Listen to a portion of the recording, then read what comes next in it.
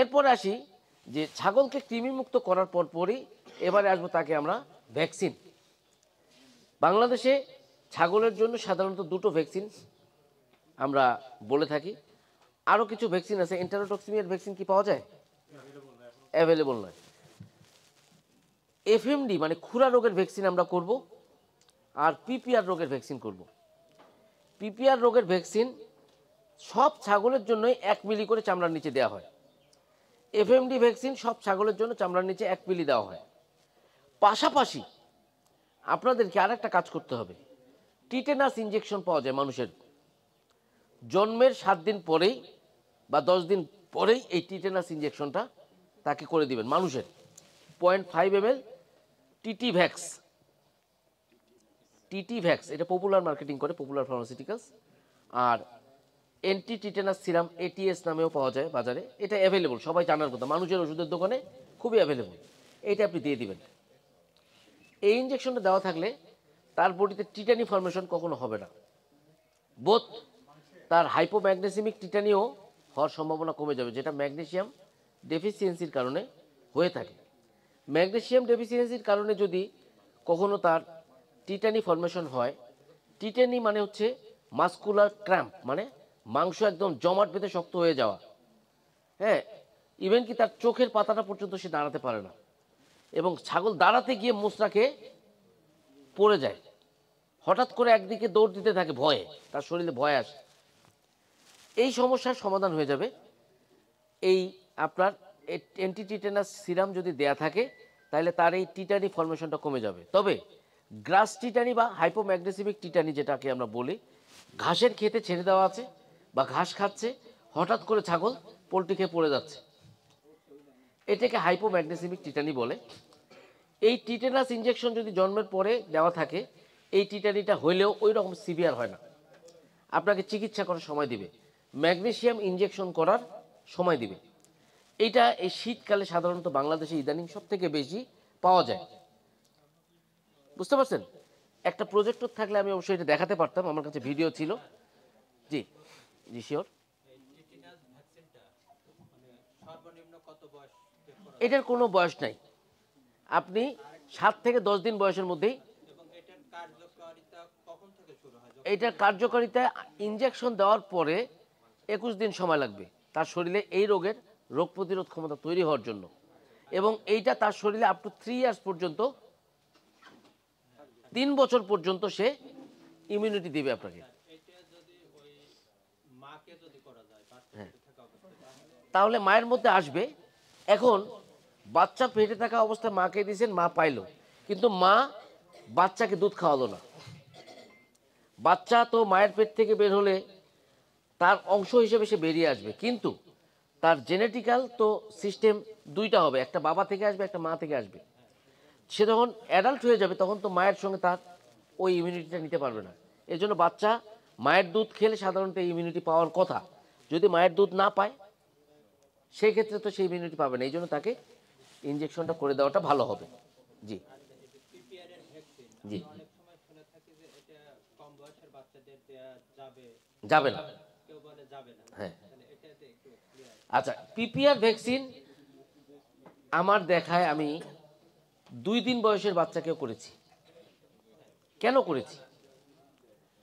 আমি এটা নিয়ে অনেকগুলো জায়গায় প্রশ্নও করেছিলাম, অনেক কনসালটেন্টকে প্রশ্ন করেছিলাম যে আপনারা সবাই বলছেন 3 মাসের নিচের বাচ্চাকে পিপিআর ভ্যাকসিন করা যাবে না।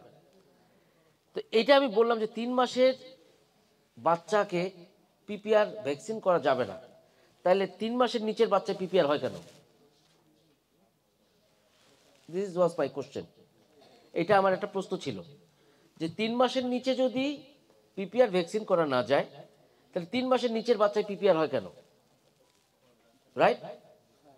সেকেন্ড হচ্ছে 3 মাস বয়সের বাচ্চায় পিপিআর যদি হলোই, তাহলে তাকে ভ্যাকসিন দেওয়া যাবে না কেন? এই ভ্যাকসিনটাতে কি আছে? Anti PPR serum.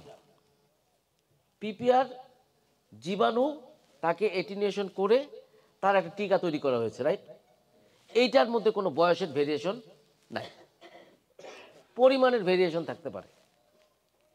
কি থাকতে পারে? পরিমাণ থাকতে পারে, বাট বয়সের কোনো ভেরিয়েশন এখানে থাকার কথা নয়। কারণ কি, বাচ্চা মায়ের পেটে আছে, গর্ভবতী একটা ছাগলকে আপনি পিপিআর ভ্যাকসিন দিচ্ছেন, রাইট? ধরেন যে বাচ্চা 1 মাসের প্রেগনেন্ট একটা ছাগল, এখন তাকে আপনি পিপিআর ভ্যাকসিন দিচ্ছেন। 1 বছরের মধ্যে, একটু বাইরে বাইরে 1 বছরের মধ্যে তাকে আর পিপিআর ভ্যাকসিন দেওয়ার প্রয়োজন নাই, ঠিক কিনা? এটা বলা আছে। তাহলে বাচ্চা হয়ে গেল, এই বাচ্চাটাও তো 1 বছর পর্যন্ত পিপিআর না পাওয়ার কথা, ভ্যাকসিন হওয়ার কথা না, কিন্তু যদি সে সঠিকভাবে মায়ের দুধটা খায়। দেখা যাচ্ছে যে বাচ্চা হয়ে গেল 6 মাসের মাথায়, মায়েরও পিপিআর হয়েছে, বাচ্চারও পিপিআর হয়েছে।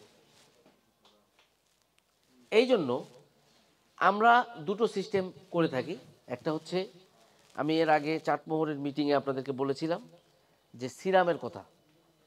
সিরাম রক্ত নিয়ে একটা পাত্রে রাখতে হবে 8 থেকে 10 ঘন্টা, তারপরে রক্ত আর রক্তের দুটো ভাগ হবে, একটা গাঢ় অংশ যেটা প্লাজমা, আর একটা হচ্ছে পানির মতো অংশ, এটাকে সিরাম বলে। অনেকটা ইয়েলোইশ বা হলুদাব আপনার ইয়ের মতো হয়, সয়াবিন তেলের মতো হবে, ঠিক আছে? এইটা নিয়ে প্রত্যেকটা ছাগলকে আপনি 1 থেকে 2 ml করে সরাসরি মাংসে দিতে পারেন, নতুবা এটা ডাইলুশন করতে পারেন নর্মাল স্যালাইন অথবা ডিস্টিল ওয়াটার দিয়ে করে প্রত্যেকটা বাচ্চাকে 2 সিসি 5 সিসি করে যার যতটুকু আপনার প্রয়োজন এইভাবে আপনি দিতে পারেন। এটাতে 100% ইমিউনিটি, 100% মর্টালিটি আপনারা পাবেন, ঠিক আছে? এই ইমিউনিটি এবং মর্টালিটি যদি কমে যায়, ইমিউনিটি বাড়ে, মর্টালিটি কমে যাবে। মর্টালিটি কেন হয়? যে ছাগলে যদি আপনার পিপিআর হয়, তার ইন্টেস্টাইনাল যে জাংশন আছে, লার্জ ইন্টেস্টাইন স্মল ইন্টেস্টাইনের জাংশনের মধ্যে আপনার ঘা হয় এবং তার প্রচুর পরিমাণে নিউমোনিক রিয়াকশন হয়। নিউমোনিক রিয়াকশন হলেই তার শ্বাসকষ্ট হয়, তার লাংসে অনেক মিউকাস জমে কনজেস্টেড লাংস হয়ে যায়, মানে তার আর নিঃশ্বাস নেওয়ার মতো ক্ষমতা নাই। তার নাজাল যে ট্র্যাক্ট আছে, মানে আপনার রেসপিরেটরি ট্র্যাক্ট পুরোটাই বন্ধ হয়ে যায়, যে কারণে সে অক্সিজেন ডেফিসিয়েন্সি হয়ে একটা সময় সে মারা যায়, ঠিক আছে? পাশাপাশি যারা ধরেন যে আপনারা ছাগলে যারা পিপিআর ভ্যাকসিন দিবেন, সেই পিপিআর ভ্যাকসিন অথবা আপনার ব্লাড সিরাম যারা দিবেন, সিরাম দিলে সেই সিরামের অ্যাক্টিভিটিটা আমরা মাত্র 8 থেকে 10 ঘন্টার মধ্যে পেয়ে যাই। যেমন আপনি এখন পিপিআর ভ্যাকসিন দিচ্ছেন, এই ভ্যাকসিনটা দিলে আপনার ওই ছাগলের শরীরে রোগ প্রতিরোধ ক্ষমতা আসতে 21 দিন সময় লাগবে, বাট সিরাম দিলে সময় লাগবে মাত্র 6 থেকে 8 ঘন্টা।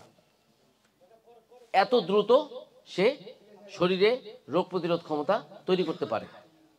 পাশাপাশি ছাগল পালন করা বা ছাগলে রোগ প্রতিরোধ ক্ষমতা তৈরি করার জন্য, এই চার্জারটা খুলে দেন, রোগ প্রতিরোধ ক্ষমতা তৈরি করার জন্য অবশ্যই তাকে স্পেসিফিক কিছু মেডিসিন আপনাকে দিতে হবে।